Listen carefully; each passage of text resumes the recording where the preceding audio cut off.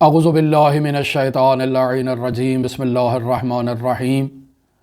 ماہ رجب المرجب کے اس بابرکت مہینے میں دعائے رجبیہ کی تشریح کے ساتھ آپ کی خدمت میں حاضر ہوئے ہیں۔ امام جعفر صادق علیہ الصلاۃ والسلام اس بابرکت مہینے میں ہر روز دعائے خواب الوافدون علی غیرہ کی قراءت کیا کرتے تھے۔ اس دعا کے ابتدائی چار جو فقرے ہیں، جو چار جملے ہیں، ان کی ہم تشریح آپ کی خدمت میں بیان کر چکے۔ اس نقطے پر آ کر پہنچے کہ امام علیہ الصلاۃ والسلام ارشاد فرما رہے ہیں وَخَيْرُكَ مَبْذُولٌ لِلطَّالِبِينَ، اے میرے پروردگار تیرا خیر، تیری بھلائی مبذول للطالبین، کہ طالبین کے لیے مہیا ہے، یعنی جو تیرے خیر کو طلب کرنا چاہتے ہیں تیرا خیر ان کے لیے مہیا ہے، ان کے لیے فراہم ہے۔ سوال یہ پیدا ہوتا ہے کہ خیر کیا چیز ہے؟ کیا اللہ کا خیر صرف اللہ کی اطاعت اور اللہ کی بندگی کے اندر پوشیدہ ہے اور منحصر ہے؟ تو انسان جو اللہ کی طرف سفر کر رہا ہے، اللہ تک پہنچنا چاہتا ہے اور اللہ تک پہنچنے کے لیے اسے خیر درکار ہے، تو وہ خیر کیا چیز ہے؟ اس دعا کے اس حصے میں بھی انسان کے لیے جس خیر کا تذکرہ ہوا ہے وہ اللہ سے رابطے کا نام ہے، کہ ہر انسان اس عالم میں اللہ سے رابطہ برقرار کر سکتا ہے، اپنا رابطہ قائم کر سکتا ہے، اور جس انسان کا اللہ سے رابطہ برقرار نہیں ہوا اس کے لیے خیر مہیا نہیں ہے، یعنی اس نے اللہ کے مہیا شدہ خیر میں خود کو فیضیاب نہیں کیا، خود کو داخل نہیں کیا، خود کو شامل نہیں کیا، خود کو اس خیر سے اور اس رابطے سے محروم رکھا ہے۔ پس وہ نعمت جو اللہ نے انسان کو عطا کی ہے وہ نعمت نعمت خیر ہے، وہ نعمت نعمت توحید ہے، وہ نعمت نعمت عبودیت ہے کہ انسان اللہ کی عبادت کرے، اور جو اللہ کی عبادت نہیں کرتا، جو اللہ کی توحید کو حاصل نہیں کرتا، جو اللہ سے رابطہ برقرار نہیں کرتا، اس کے لیے خیر نہیں ہے۔ مرحوم مفسر قرآن علامہ سید محمد حسین طباطبائی رحمۃ اللہ علیہ اپنی کتاب تفسیر شریف المیزان کی جلد نمبر 4 ہے، صفحہ نمبر 61 پر وہ اس نقطے کی طرف اشارہ کرتے ہیں کہ قرآن مجید میں جہاں کہیں بھی بغیر کسی قید و شرط کے بطور مطلق نعمت کا ذکر ہوا ہے تو وہاں نعمت سے مراد ولایت ہے۔ لہٰذا علامہ فرماتے ہیں النعمت اذا اطلقت فی عرف القرآن، کہ قرآن مجید میں جب بھی نعمت بغیر کسی قید و شرط کے بطور اطلاق نعمت کا کلمہ استعمال ہوا ہے تو وہ کیا چیز ہے؟ هو الولایت الالہیہ، وہ اللہ کی ولایت ہے۔ پس انسان اگر نعمت سے فیضیاب ہونا چاہتا ہے تو اسے ولایت کا دامن تھامنا ہوگا۔ اب سوال یہ پیدا ہوتا ہے کہ یہ ولایت کیا چیز ہے؟ ہم اللہ کی نعمت حاصل کرنا چاہتے ہیں اور اللہ کی نعمت کا نام ولایت ہے، تو ہم اس ولایت سے کیسے فیضیاب ہوں؟ تو در واقع عربی زبان میں ولایت نہایتی قرب کو کہا جاتا ہے، یعنی دو چیزوں کا ایک دوسرے سے اس قدر گہرا رابطہ کہ ان کے درمیان کسی قسم کا پردہ، کسی قسم کا حجاب برقرار نہ رہے۔ اس گہرے رابطے کا نام ولایت ہے، اس گہرے رابطے کا نام نعمت الہیہ ہے، اس گہرے رابطے کا نام ولایت الہیہ ہے۔ لہٰذا اللہ کا ولی وہ ہے کہ جو اللہ کے ساتھ اس قدر قرب کے رابطے میں ہے کہ اس کے اور اللہ کے درمیان ایک ایسا قرب ایجاد ہو چکا ہے کہ کسی قسم کا فاصلہ باقی نہیں ہے۔ لہٰذا انسان اگر اللہ کا ولی بننا چاہتا ہے، یعنی اللہ سے ایک ایسا گہرا رابطہ قائم کرنا چاہتا ہے کہ انسان کے اور اللہ کے درمیان حجاب باقی نہ ہو، انسان مقام ولایت پر پہنچنا چاہتا ہے، تو انسان خود کے اور اللہ کے درمیان جو فاصلہ ایجاد کرنے والی چیزیں ہیں، وہ چیزیں جو حجاب کا کردار ادا کر رہی ہیں، انسان انہیں بیچ میں سے مائنس کرے، بیچ میں سے حذف کرے۔ اگر انسان کی زندگی میں ایسی چیزیں موجود ہوں جو اس کے اور اللہ کے درمیان فاصلہ ایجاد کر رہی ہیں تو وہ نعمت نہیں بلکہ نقمت ہیں، اور اگر ایسی چیزیں موجود نہیں ہیں، انسان اور اللہ کا رابطہ برقرار ہو رہا ہے، تو یہ در واقع اللہ کی نعمت سے فیضیاب ہے۔ لہٰذا روایات میں یہ جملہ بھی بیان ہوتا ہے کہ انسان روٹی کا ایک لقمہ اٹھا کر اپنے منہ میں ڈالتا ہے تو یہ لقمہ اس وقت انسان کے لیے مفید واقعہ ہوگا جب یہ لقمہ راہ ولایت پر واقعہ ہو۔ راہ ولایت پر واقعہ ہو سے کیا مراد ہے؟ یعنی یہ لقمہ انسان کا اور اللہ کا رابطہ برقرار کرنے میں اپنا کردار ادا کرے، اور اگر یہ لقمہ اللہ اور انسان کے درمیان فاصلہ ایجاد کر رہا ہے، اللہ اور انسان کے رابطے کو منقطع کر رہا ہے، تو یہ لقمہ اللہ کی نعمت تھا، میں نے اس نعمت کو نقمت میں تبدیل کر دیا ہے، میں نے اس نعمت کا درست استعمال نہیں کیا، میں نے اس نعمت کو ضائع کر دیا ہے اور درست استفادہ نہیں کیا ہے۔ لہٰذا ہر وہ چیز جو انسان کا اللہ سے رابطہ برقرار کروا دے وہ چیز نعمت ہے، اور ہر وہ چیز جو انسان کا اللہ سے رابطہ منقطع کروا دے وہ نقمت ہے، وہ نعمت نہیں ہے۔ پس خداوند متعال سورہ حمد میں جو یہ بیان فرما رہا ہے کہ اہدنا الصراط المستقیم، اے میرے پروردگار مجھے صراط مستقیم کی طرف ہدایت فرما۔ کون سی صراط مستقیم؟ صراط الذین انعمت علیہم، وہ راستہ کہ جس راستے پر تو نے اپنی نعمتوں کو عطا کیا ہے، اپنی نعمتیں اس راستے پر رکھی ہیں، تو اے میرے پروردگار مجھے اس صراط مستقیم پر گامزن فرما۔ اب اللہ نے کن لوگوں کو نعمتیں عطا کی ہیں، ہمیں یہ اگر تلاش کرنا ہے تو ہم سورہ نساء کی طرف رجوع کرتے ہیں کہ سورہ نساء میں اللہ تبارک و تعالی نے 4 گروہوں کا تذکرہ کیا ہے کہ جن گروہوں پر اللہ نے اپنی نعمتیں عطا کی ہیں اور انہیں اپنی نعمتوں سے نوازا ہے۔ وہ کون کون سے گروہ ہیں؟ نبیین کا گروہ ہے، صدیقین کا گروہ ہے، شہداء کا گروہ ہے اور صالحین کا گروہ ہے۔ لہٰذا ارشاد ہوتا ہے وَمَن يُطِعِ اللَّهَ وَالرَّسُولَ، کہ جو اللہ اور اللہ کے رسول کی اطاعت کرتا ہے، فَأُولَئِكَ مَعَ الَّذِينَ أَنْعَمَ اللَّهُ عَلَيْهِمْ، تو وہ مطیع انسان، فَأُولَئِكَ وہ مطیع انسان، مَعَ الَّذِينَ ان لوگوں کے ساتھ ہے، انعم اللہ علیہم کہ جن کے اوپر اللہ نے اپنی نعمتیں نازل فرمائی ہیں اور اپنی نعمتوں سے انہیں نوازا ہے۔ اب یہاں بیان کیا جا رہا ہے کہ وہ کون لوگ ہیں۔ من النبیین، کہ وہ نبیوں کا گروہ ہے، والصدیقین، صدیقین کا گروہ ہے، والشہداء، شہداء کا گروہ ہے، والصالحین، اور صالحین کا گروہ ہے، کہ جن گروہوں پر ان 4 طبقات پر اللہ نے اپنی نعمتوں کو نازل فرمایا ہے۔ وَحَسُنَ أُولَئِكَ رَفِيقًا، اور یہ لوگ بہت ہی اچھے لوگ ہیں، بہت ہی نیک لوگ ہیں، بہت ہی اچھا گروہ ہے ان کا۔ پس اللہ نے ہم سب کو اپنی نعمتوں سے نوازا ہے اور ہم اللہ کی نعمتوں میں غرق ہیں، فیضیاب ہو رہے ہیں، بہت سی نعمتوں سے فیضیاب ہوتے ہیں، اور یہاں نعمت سے مراد اللہ کی توحید ہے، نعمت سے مراد اللہ کی ولایت ہے کہ بندے اور اللہ کے درمیان توحید کی بدولت جو ہے وہ فاصلے ختم ہو جاتے ہیں،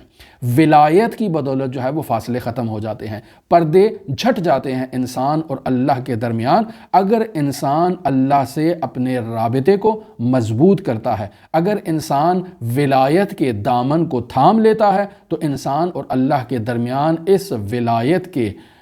وسیلے سے، اس ولایت کے طفیل فاصلے ختم ہو جاتے ہیں۔ لہٰذا اگر انسان اس نعمت کا درست استعمال کرے تو یہ نعمت ہے، اور اگر انسان اس نعمت کا درست استعمال نہیں کرتا تو انسان اس نعمت کو اپنے لیے نقمت میں تبدیل کر دیتا ہے۔ لہٰذا اللہ نے ہمیں نعمت ولایت عطا کی ہے، لیکن ہم ہیں کہ اللہ کی عطا کردہ اس نعمت ولایت کے فیض سے فیضیاب نہیں ہوتے، اور ولایت کے نقش قدم پر چلتے ہوئے اپنے اور اللہ کے درمیان جو فاصلے ہیں، جو حجاب ہیں، ان فاصلوں کو برطرف نہیں کرتے، ان حجابات کو برطرف نہیں کرتے ہیں، تو ہم اپنے لیے اس نعمت عظمائے ولایت کو نقمت میں تبدیل کر دیتے ہیں۔ لہٰذا ہم خود اس نعمت کو زائل کر دیتے ہیں، ہم خود اپنے اور اللہ کے درمیان پردوں میں اضافہ کرتے ہیں، ہم خود اپنے لیے غفلتوں میں اضافہ کرتے ہیں، خود اپنے لیے حجابات میں اضافہ کرتے ہیں۔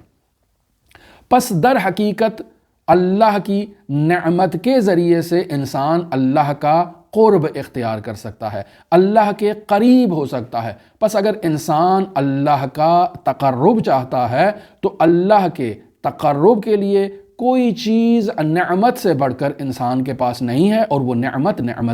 ولایت ہے۔ پس اس ماہ رجب المرجب میں انسان اللہ کی بارگاہ میں یہ تقاضا کرتا ہے کہ اے میرے پروردگار، جو بھی تیری بارگاہ میں خیر کا طلبگار ہے، خیر کا متمنی ہے، خیر کا متقاضی ہے اور تقاضا کر رہا ہے، تو اگر یہ اس تقاضے میں سچا ہے تو خیر تک پہنچ جائے گا، اور تیرا فضل، تیری بخشش، تیری عنایت ہر تقاضا کرنے والے تک پہنچ رہی ہے، اس کے لیے مباح ہے، اس کے لیے آزاد ہے، کوئی تیرے فیض سے محروم نہیں ہے، سب کے لیے تیری عطائیں پہنچ رہی ہیں اور سب کے لیے تیری عطائیں آزاد ہیں، تو نے کسی کے لیے اپنی عطاؤں کے دروازے کو بند نہیں فرمایا ہے۔ لہٰذا اگر انسان اللہ کی طرف سفر کر رہا ہے، اللہ کی راہ میں انسان حرکت کر رہا ہے، انسان اللہ کے تقرب کی راہ میں قدم اٹھا رہا ہے، قدم بڑھا رہا ہے، تو جان لے اس کے لیے یہ راستے کھلے ہیں،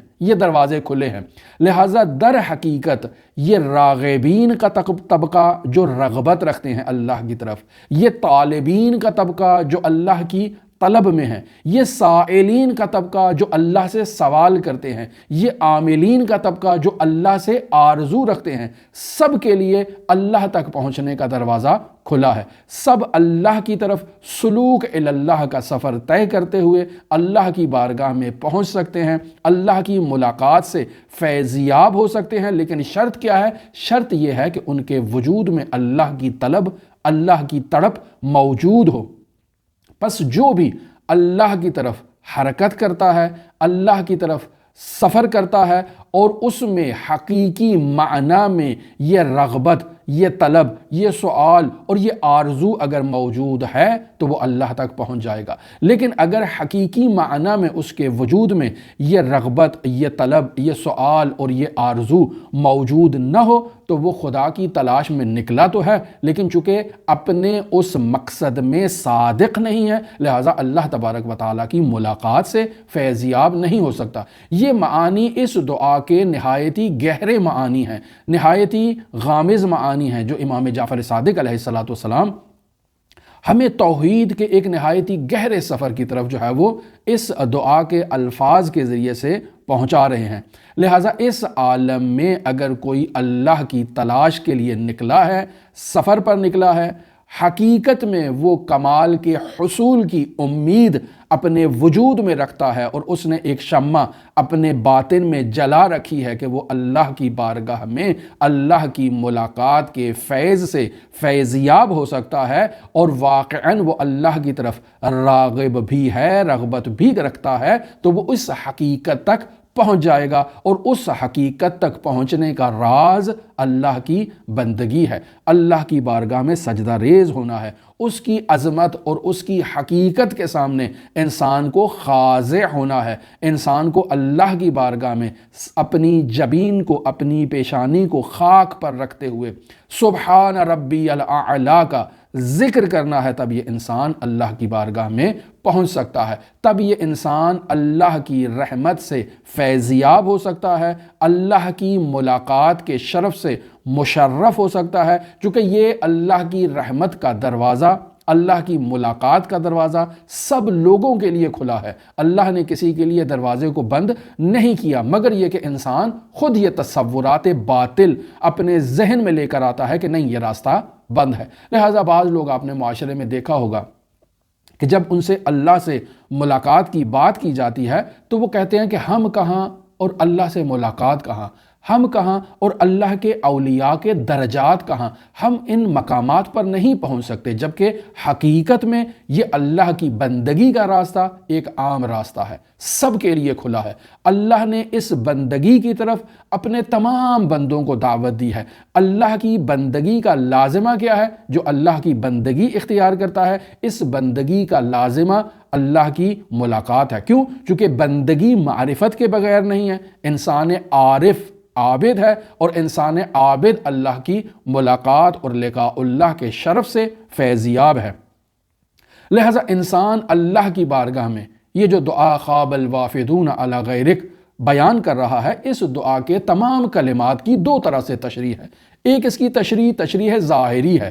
ظاہری الفاظ کے معانی کو ہم بیان کر دیتے ہیں، جبکہ ایک تشریح اس کے الفاظ کی نہایتی گہری تشریح ہے، نہایتی توحیدی معانی کی طرف انسان کو لے جایا جاتا ہے۔ مثلا انسان ظاہری تشریح جب کرتا ہے تو انسان کہتا ہے کہ جو بھی اللہ کے دروازے پر آئے گا، اللہ کا دروازہ اسے مفتوح ملے گا، کھلا ہوا ملے گا، وہ اللہ کے دروازے سے واپس خالی ہاتھ نہیں لوٹ سکتا، اور اللہ کے دروازے سے اسے اللہ کی ظاہری نعمات نصیب ہوں گی اور وہ ان نعمات سے فیضیاب ہوگا۔ یہ اس کا ظاہری معنی ہے، لیکن اگر اس کی گہری توحیدی تفسیر کو بیان کیا جائے تو وہاں یہ نقاط دکھائی دیتے ہیں کہ اے میرے پروردگار، تیری بندگی کا دروازہ تمام بشریت کے لیے، تمام بندوں کے لیے تو نے کھول رکھا ہے، اور جو بھی تیری توحید کی راہ پر قدم بڑھائے گا، گامزن ہوگا، اس کے لیے راستہ ہموار ہے، کوئی رکاوٹ موجود نہیں ہے، بشرطے کہ وہ خالص ہو، وہ باب اللہ پر آئے، وہ راہ ولایت کو اختیار کرے، اہل بیت کی تعلیمات اور سیرت کے نقش قدم پر چلے، اور جب وہ اس انداز میں اہل بیت کے انہی معارف کو سمجھے گا تو عبادت کرے گا، جب عبادت کرے گا تو اللہ سے ملاقات کے شرف سے جو ہے وہ فیضیاب ہو جائے گا۔ لہٰذا یہ دروازہ سب کے لیے کھلا ہے۔ لہٰذا اسی وجہ سے اس بابرکت مہینے میں امام جعفر صادق علیہ آلاف و تحیت و ثنا کی دعائے رجبیہ کی تشریح کا ہم نے آغاز کیا، اور دعاگو ہیں کہ خداوند متعال ہمیں یہ توفیق عطا فرمائے کہ اس رجب المرجب کے بابرکت مہینے میں ہم اس دعائے رجبیہ کی مکمل تشریح پیش کر سکیں۔ دعاگو ہیں خداوند متعال اہل بیت کے ان نورانی معارف سے ہمیں روشناس کروائے۔ دعاگو ہیں خداوند متعال منجی عالم بشریت حضرت صاحب العصر، صاحب الامر اور صاحب الزمان کے ظہور میں تعجیل فرمائے، اور ہمیں حضرت کے اصحاب و اعوان و انصار کی فہرست میں شمار فرمائے۔ اللہم صلی علی محمد و آل محمد وعجل فرج قائم آل محمد۔